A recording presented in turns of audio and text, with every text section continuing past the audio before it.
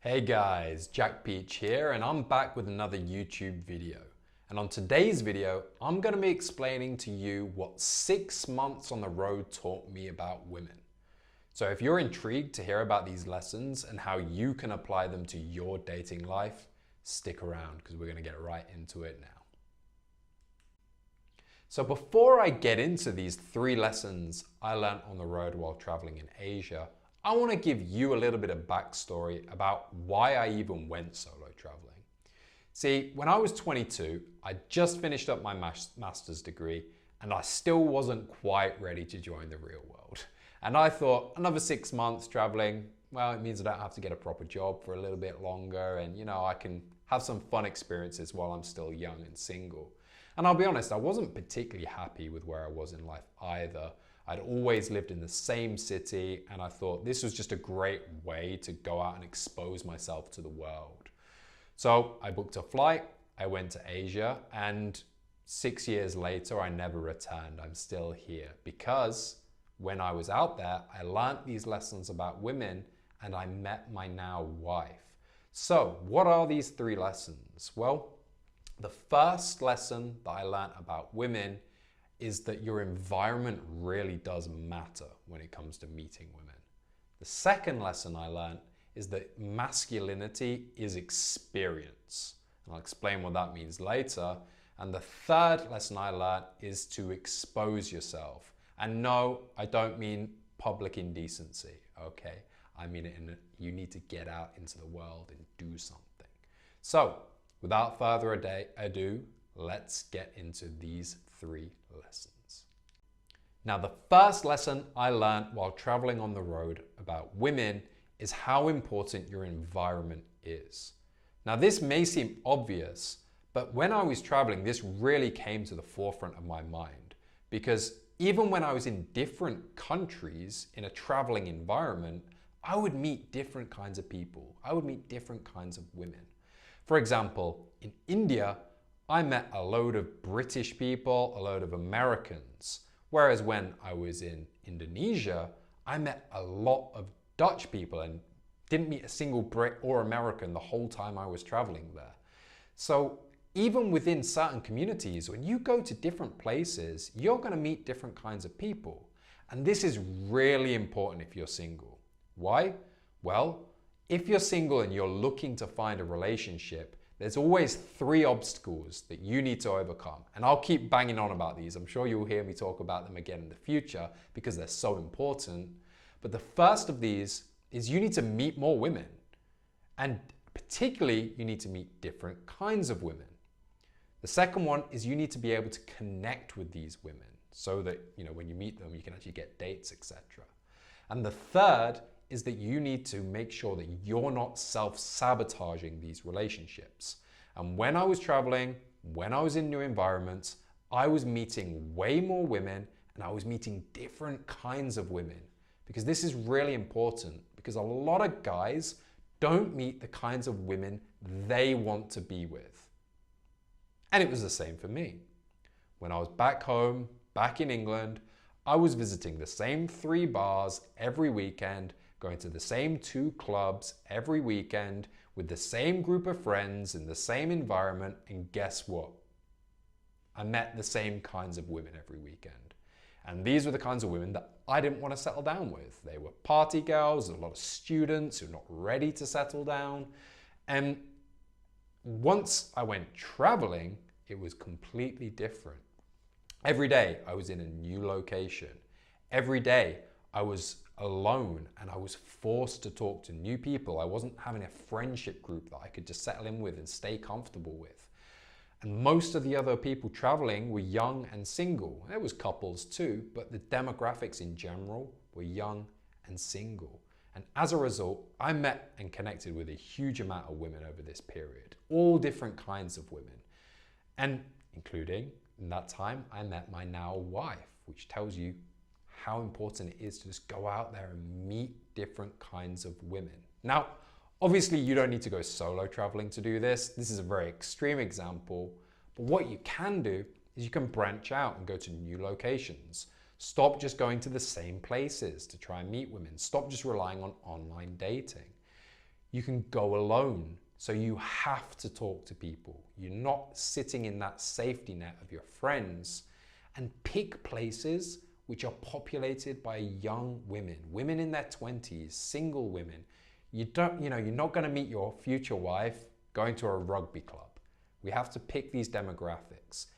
Where you go and the environment you choose matters when it comes to finding a woman to settle down with. And that's one lesson that I learned while I was traveling.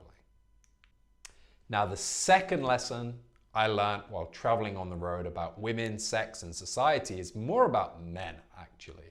And that is because as a man, and if you want to be masculine, your masculinity is your experience.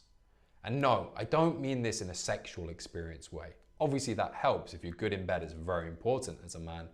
But it's more about what you do. You see, as a man, we don't really get the luxury that young women, young pretty women are afforded. We can't just sit around, just be pretty, and that's enough. No, we can still be pretty, we can still be handsome, but it's never going to be enough. It's what we can do. We are valued based on our experiences and our experience. And when I went traveling, I had tons of cool experiences to draw on during conversations and just in day-to-day life. I could talk about going hiking in the mountains of Borneo in the jungles to meet proboscis monkeys. I can talk about seeing orangutans in the same place. I could talk about swimming with sea turtles in the Philippines. I could talk about partying with models in Manila. I could talk about even some of the worst experiences like getting bed bugs in India. All of these provided me with this richness of character, but what's more, they showed that I had a zest for life. And that is the key point. It's not about how cool you are. It's not about how impressive you are or trying to impress women.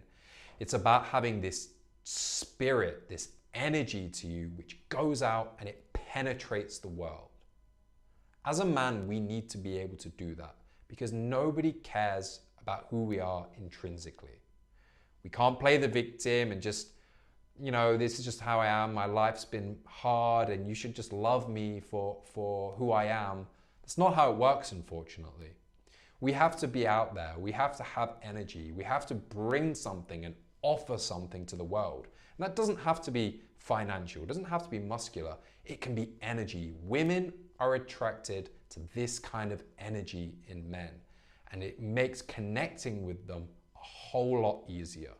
So you need to be able to demonstrate this in your life. You need to show this zest for living, this curiosity for the experience. And it doesn't matter what you do, if you can bring that energy, women are going to be so attracted to you. They are going to want to have dates with you. They're going to want to get to know you better. And they're going to want to be in a relationship with you. So if you want to improve your dating life, you want to get into a relationship, you've got to show this. You've got to realize, as a man, I am my experiences and I am the energy that those experiences portray. Now, the third and final lesson I want to share with you based on my experiences solo traveling in Asia is that of exposing yourself to women. And as I mentioned, no, I don't mean flashing them on a beach and getting arrested. Not a good look, guys. You choose to do that, that's on you. But what I really mean is just meeting more women, spending more time with women. Now, when I was traveling, I met Christian girls traveling with their boyfriends. I met determined German girls traveling alone. I met spiritual hippie chicks from Australia. I met party girls who just wanted to live it up. I met a Christian girl traveling with her sister who turned into my now wife. I met all kinds of different women. And because I was spending so much time with them, I was exploring new places. I was showing that zest for living. I was arranging, okay, let's go check out this thing. Let's go hire a bike and go over here. Creating these little adventures together. Spent a lot of time with these women. And in doing it, it actually revealed to me aspects of my character. It revealed to me what I wanted in women, what I was looking for. It revealed patterns in them And I saw these patterns of what I was attracted to, what I wasn't attracted to. And in doing so, I had a much better understanding of what I wanted from a relationship. And it left me in a position where I was able to pick the kind of woman I wanted to spend the rest of my life with. Now, to do that, you need to be meeting and getting dates with more women. While I was traveling, while these weren't like officially dates, you know, if I'm going on a bike journey with a girl to hike in a forest on our own, just the two of us, it's essentially a date. And if you're not in that kind of environment, I recommend that you need to be getting 2 dates a month minimum to just give yourself that kind of exposure and also get some practice and figure out what works for you, what you want to do. And if you're not in that position, you need to try and put yourself in that position. How? Well, follow the advice that I show you in this article, in this video. Start putting yourself out there into new environments, meeting different women. Develop that lust for life. That means you're out doing things. You're going to be meeting more women through that. You're going to show them you've got something going on. They're going to be more attracted to you. Expose yourself to as many different women in as many different environments as you can, logistically based around your life. And in doing so, your chance of getting into a relationship drastically increases. You're going to meet more women. You're going to be better at connecting with those women. And as long as you're not self-sabotaging, you're going to be in a great position to get a good relationship. Now, if you want more help in perhaps starting those conversations, how to go about it kind of tactically, I'm going to link below my free guide to approaching women that you can download free of charge. There's no fee. You can just download it. It'll be in the description box below. And that'll really help you out as well.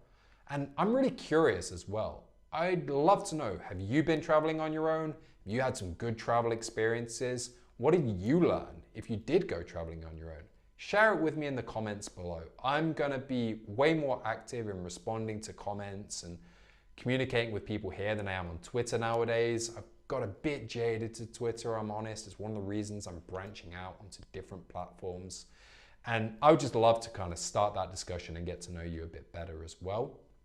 And, I would really, really appreciate it as well if you would like this video, comment, and also subscribe to my channel.